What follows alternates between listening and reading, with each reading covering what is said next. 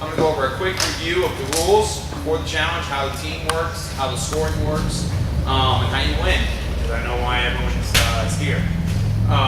So it is a team challenge.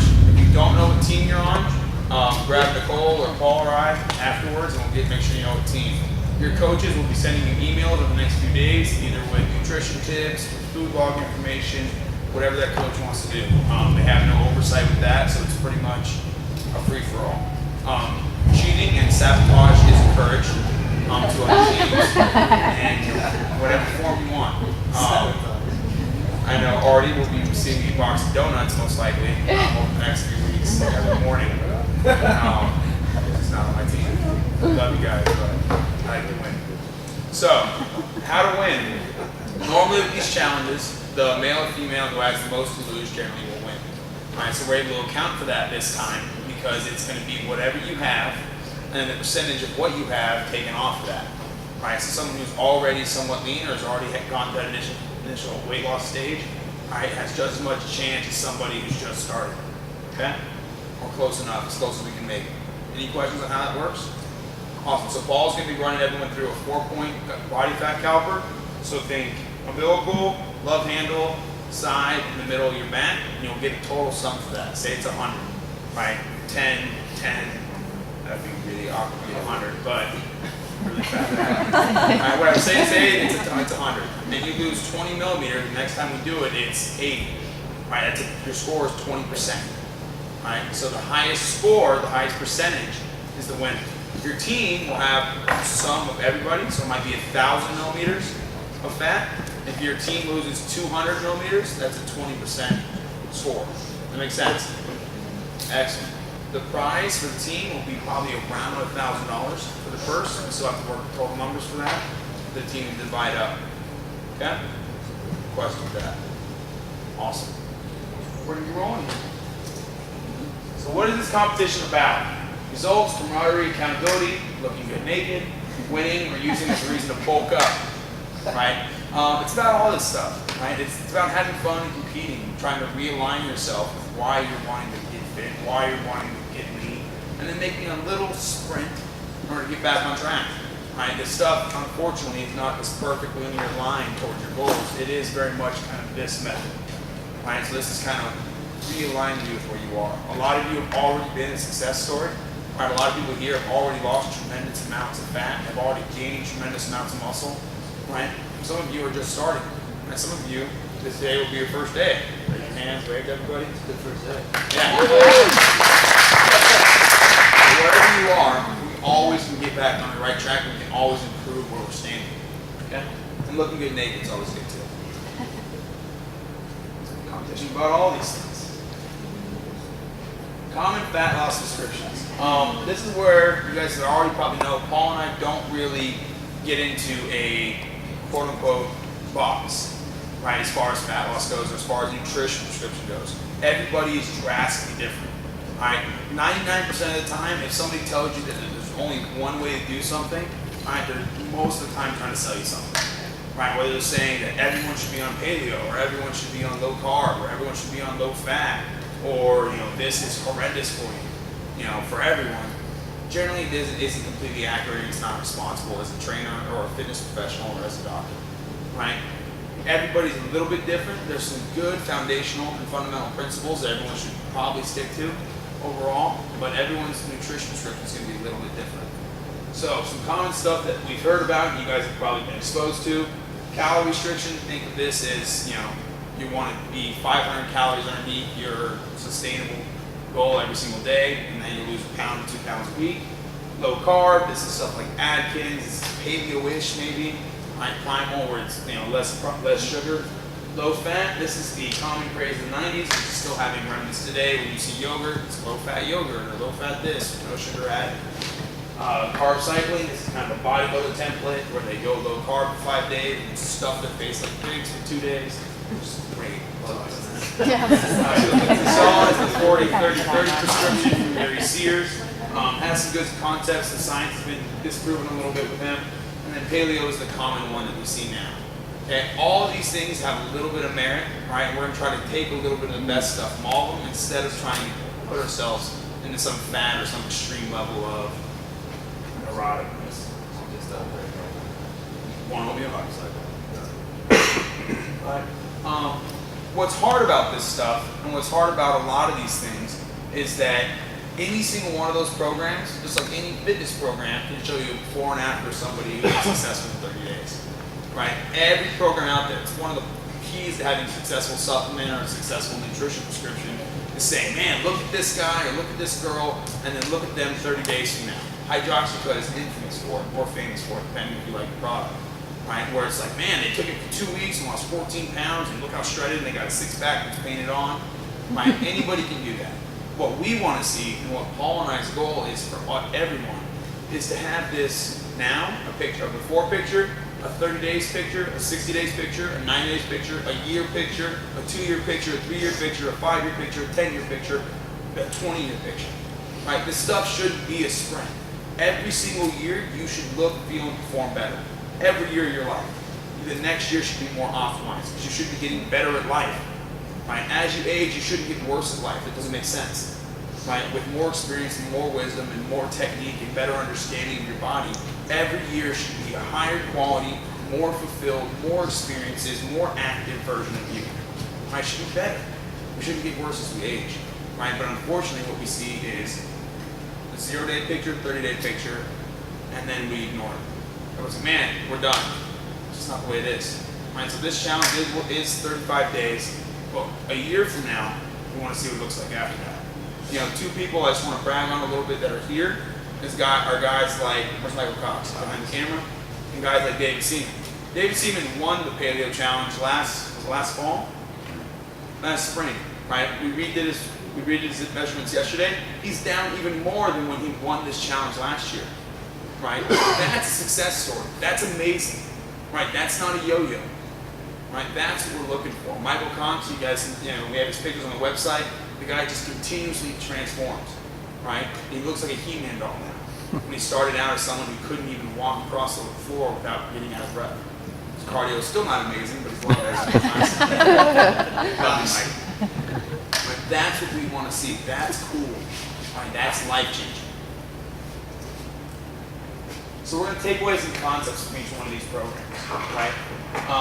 Before we get into that, we're going to look at the basics. We're not going to get into this too much. I just want you guys to understand what it is we're talking about when we say macronutrients or calories. All right?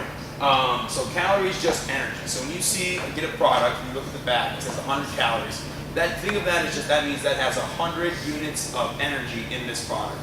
Think of energy as, the things that make you like fuel. Okay? Protein is the stuff that builds muscle. This is super oversimplified, but this is the way it's going to be for right now. Right? Fat is the stuff that makes stuff slippery. Right? So think, grease, oil, stuff like that. It works the same with your cells. It makes your cell walls slippery, which is good in order to be able to let them transport stuff in and out. Right? Carb, you want to think sugar. Because carbs, the most basic form is a monosaccharide. Right? It's the backbone of what makes a carbohydrate. And that is sugar. It is the essence of sugar, right? So protein builds muscle, fat makes stuff slippery and helps stuff run, carb, sugar, okay? Calorie, energy. Awesome. Next one. How many calories, protein, fat, and carbs should you eat? This is where people can go really far down the rabbit hole with this. Bodybuilders and fitness competitors are famous for it, or infamous for it, depending on what your stance is on those sports. All right? Generally, we want to shoot for about 0.75 to 1 gram of protein per pound of body weight. Right? For fat loss, we want to keep our carb as low as possible. And on your fats, you don't want to overdo fat, but having red meats and having nuts and avocado is totally okay. Coconut oil, healthy fats are phenomenal for you and help you really run. They also keep you completely satiated. Right? Why do we want to keep carbs low? In a very basic sense, right? Carbs increase the blood sugar in your bloodstream, right? So increase the sugar amount in your bloodstream. In order to get that out, your body releases a hormone called insulin. Think of insulin as a giant bus or a giant tractor trailer that transports stuff through your body, right? In order to get that stuff out, your body releases insulin. Insulin takes the sugar out of your bloodstream and puts it in the tissue, whether it's muscle or fat, right? Insulin isn't bad. Without it, you die, okay? Diabetics have, and this is why diabetes is such a big problem, or being pre-diabetic is such a big problem. right? Because your body can't get the stuff out of the bloodstream that it needs to, right? So stuff gets messed up. But for fat loss, our main goal is we want to keep insulin as low as we possibly can, right? And the thought behind this is if you're not releasing insulin, that means you're not getting sugar in your bloodstream, which means your body can't store fat. Does that make sense? I'm going to follow that logic. So think you eat carbohydrates, you eat sugar, your blood sugar spikes, your body releases insulin to get that stuff out, that stuff goes into fat. If you don't eat sugar, your body doesn't have to release insulin, and so your body can't burn stuff or can't store fat, right? And it actually remains as a fat burning furnace. Okay, make sense there? Awesome. Next. So our template. This is our go-to template for fat loss. 0.75 to 1 grams protein per pound of body weight, 10 to 12 calories per pound of body weight. This is super simplified for the calories, but it's a good starting point for most people. So if you're a 200-pound male and you're looking to lose weight, think between 2,000 calories and 2,200 calories a day.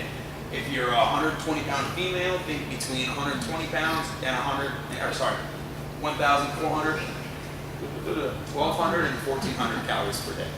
Right? It's super simplified and will vary for some people, especially if you're super active, but that's a good starting point.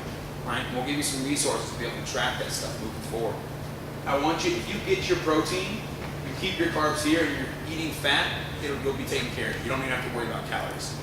Right? So protein, fats, carbs, calories take care of themselves. Does that make sense? We'll do this if it does. If it doesn't, do this anyway. It's okay. Right? Right, when to eat. Everyone's always talking about when to eat carbs, when to eat fats, when to eat protein. You know, has anyone ever heard you shouldn't eat carbs after 6 p.m.? Yeah? Or, hey, you shouldn't eat late at night. Or you have to have breakfast. It's all garbage. Right? There's no scientific backing for any of that stuff. It's just this common myth that everyone keeps repeating, right? And because people repeat it, everyone thinks it's fact. Right? Now, that's not to be said that there isn't times that stuff you probably should avoid things. First thing when you wake up, your body is a fat burning furnace. Right? You haven't eaten in 8 hours, right? Your body is destroying fat upon waking. Right? And then does anyone have juice in the morning? It's okay if you do. Raise your hand. Juice, what about oatmeal, toast, going orange, blueberries, a banana, granola bar, protein bar, right? Yeah. Right? Everyone's like, oh yeah. You shut off your fat burning process as soon as you have it. Done. Right? An orange, a piece of toast, and a glass of apple juice is the worst breakfast in the world for fat loss. Right? Because it is 120 gram of carbohydrate spike to your body. Huge blood sugar rise, your body spikes the insulin down in it, and you immediately start fat storing as soon as you wake up. So, in order to prevent that, you want to have nothing but pure fat and protein for breakfast if you have fat. So, like for instance, this is my breakfast right now. I'm having black coffee with organic whole heavy whipping cream. It is an awesome first breakfast in the morning because you're not raising your insulin as much and you're telling your body to keep burning fat. Alright, for breakfast, or my second meal, second breakfast, whatever, I'll probably have 7 ounces of meat with maybe half an avocado. Right? Once again, no carbohydrates, just protein and fat. My body still remains a fat burning furnace. Lunch will be something similar, but I'll have some green fiber spreads with broccoli, spinach, kale. Right? And then for dinner, that's if you're going to have carbs, that's the time to have them. Right? It's because you've already burned fat the entire day. You want to have a little bit of glycogen in your muscles, so you want to have a little bit of carbs at dinner, whether it's a piece of fruit or something like that. And you move on to your next day. That is a foolproof template to lose fat. Right? People say, well, what about my wine? And what about my fruit? What about my stuff? You make all the compromises you want. But at the end of the challenge, right, at the end of your next year, if you're like, man, that diet sucked, that didn't work at all. Not the diet. It's because you made a list of compromises. Right? Because you had candy corn. Or you got sabotaged by powder scheme. Any questions as far as that goes, guys? Does that make sense? Right? Logically, you need to keep your head around it.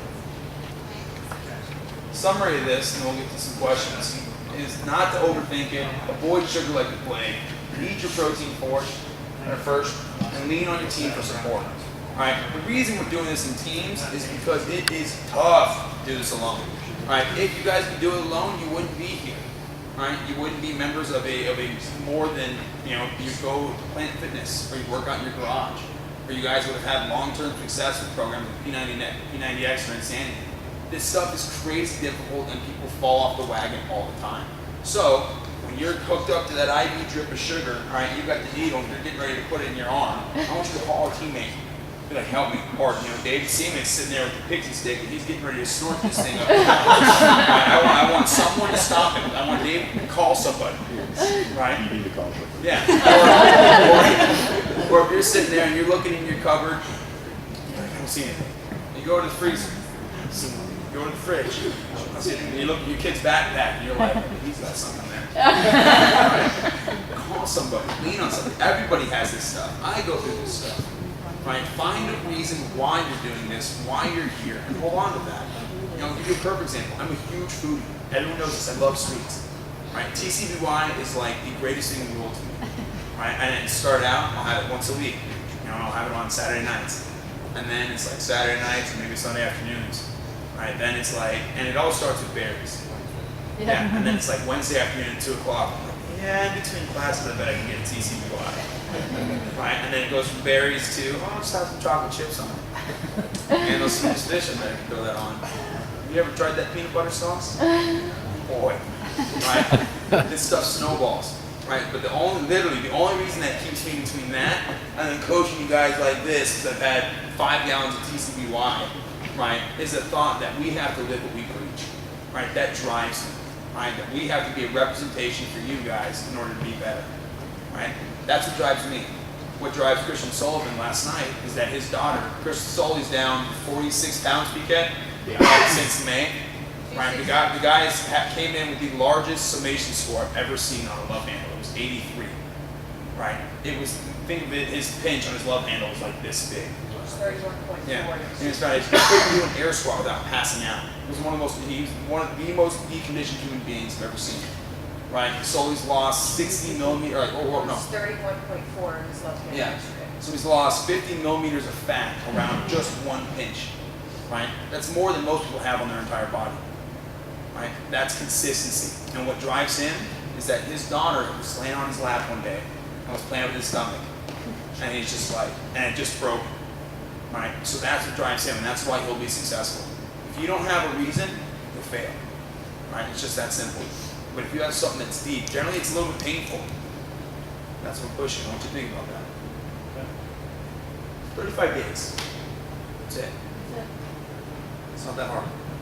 You can do it. Oh, one more. There we go. You can do it. Questions on any of that?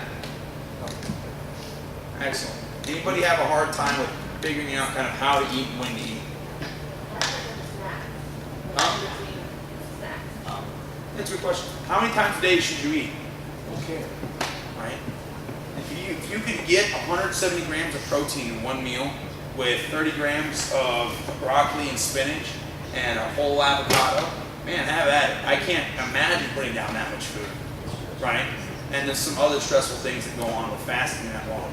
But it's not that big deal. It's more about making sure you get your stuff in and how many times you eat. So for instance, I probably eat 4 times a day. My wife, Rach, eats 3 times a day. It's totally okay. Right? You don't have to eat first thing when you wake up. If you aren't hungry when you wake up, you want to wait till 10.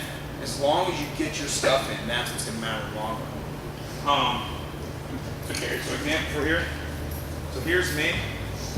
I have my AM, coffee, heavy cream. Right, meal 1 is probably around, this is around 5:30 in the morning for my AM coffee. Meal 1 is 6.5 ounces of beef with 2 cups of broccoli. Around 11 or 1, depending when I get to it. Meal 2 is 6.5 ounces of chicken, spinach salad, half an avocado. Meal 3 is around 2 to 4, right? And that's 6.5 ounces of steak and asparagus. And then my dinner the other night was 7 ounces of chicken fajitas. No flour tortillas or anything like that, just fajitas. I know you've said in the past about dairy. Yeah. If we want to lose, should we not use that heavy cream?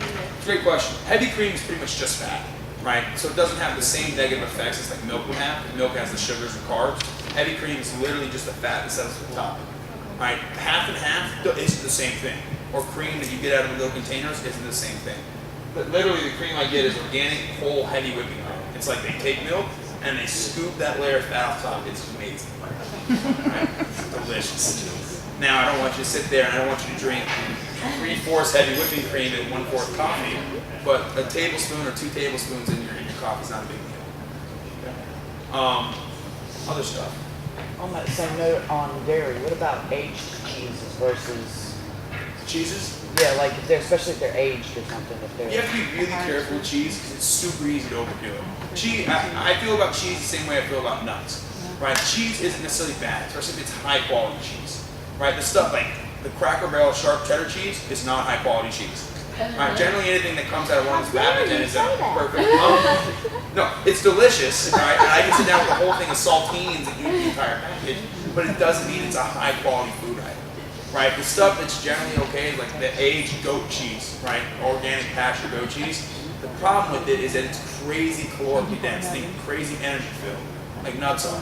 So if you eat this much nuts in a day, you're not going to lose weight. It doesn't matter how ketonic you are or how low carb you are. If you eat 2,000 calories of nuts, you're not going to lose fat, right? Because it's just so much energy. So you have to be very careful with how much you have.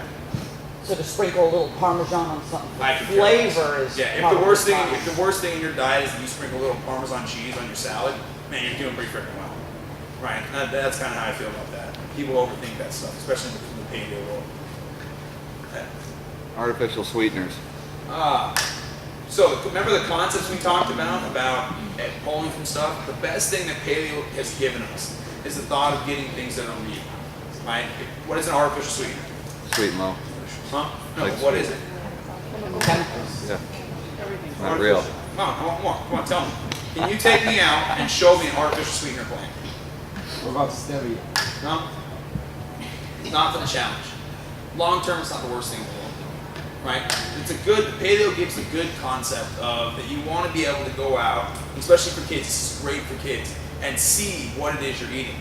I can take you out and show you spinach or lettuce or asparagus or tubers, right? I can point to a cow and be like, that's dinner. I can point to a pig and be like, bacon, right? You can't go out and say, let me show you this pasta plant, right? Or let me show you this artificial sweet and low bush, right? That stuff gets a little weird, right? And it doesn't even logically make sense. Like, I don't know where it comes from. The Neo water flavored things. When you look at the back of one of those, it's like yellow dye number 8, red dye number 6. Right? That freaks me out, right? Other countries are banning it and we're putting it in our drinks. Right? Messed up. Powerade and Gatorade the same way. Okay. Any other questions with that stuff? When can we have our alcohol? Oh, when can we have our alcohol? Anyone who's a wino in here? I know we got a few. It's okay. Don't be ashamed. Yeah. Alright, so remember we talked about insulin spikes, right? Wine releases a massive one. It's filled with sugar. Right? So if you can't give up your wine, Crowdy, you can't take my wine, right? That's okay. I can care less. My personal value isn't on whether or not you drink your wine. Right? But you're not going to lose as much fat as you would have if you wouldn't drink your wine.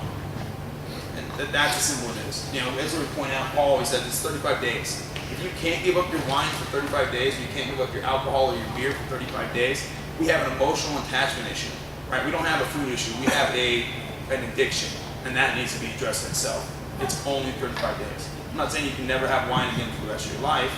We're just saying, Yeah, I think that's the big point, is that what you should take away from this is if you do this 100% and get really strict with it, you'll see just how powerful your food choices are to what your body composition is, how you feel, all that. So really stick to it 100%.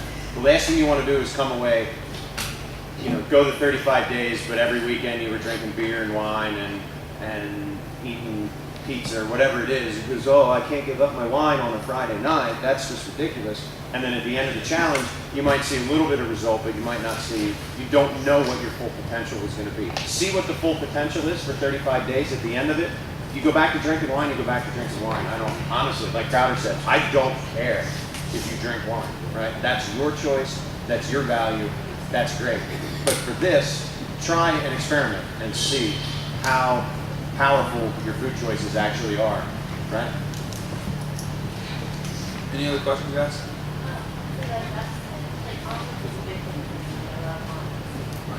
So, her question is what about almonds? She loves almonds.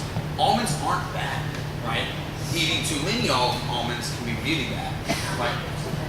Read the back of the package. Like 24 almonds has a ton of calories, right? So if you're eating, where's Breeze? I went over to Breeze and Danielle's the other night, and they had those, was it salt and vinegar roasted almonds? I think I ate 2 containers. Right? Like no lie. He refilled the original, so you were just eating out of the same container. It was one. Right? But like that is not a healthy aspect, and in no way, shape, or form does that promote fat loss. So if you're just downing nuts and downing almonds or pistachios, right, you're gonna have a harder time losing weight. I'm not saying avoid them. I'm just saying be careful with how many you eat. Anything else? Everyone good with sodas? Do we have to address that? Are we okay with that? What soda? He doesn't care 35 days. I was just, excuse me, sometimes eating out, right? So maybe making, probably picking the less of the evil. So is there bad protein? So I'm like thinking of, you go out and maybe have chicken wings because you say that's protein, but it's probably got a lot of saturated fat. It's not protein. No, think about it. All right, yeah, that's actually a good question. In everyone's foundations book, if you've entered foundations since the new one, the 2-week program has started, there is a article in there for 7 healthy ways to eat out. Right? It's also on the website. If you want to go to the website, you can enter your email for the free report, right? And it goes through kind of addressing those issues. Right? If you're eating out, like we went to Mexican the other night, don't tell them not to bring the chips to the table. Right? And I got chicken fajitas, no tortillas, right? And I just ate the fajitas and the peppers and all the vegetables. If you go to a restaurant, I wouldn't recommend chicken wings. I'd recommend getting like a Cobb salad.